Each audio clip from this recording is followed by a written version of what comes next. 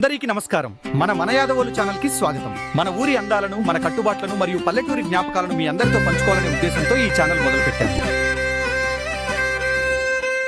మన యాదవోలు, ఇది మన యాదవోలు. పచ్చని పొలాలు, చిరునవ్వుల లోకాలు. సంక్రాంతి వచ్చింది, సందడి తెచ్చింది.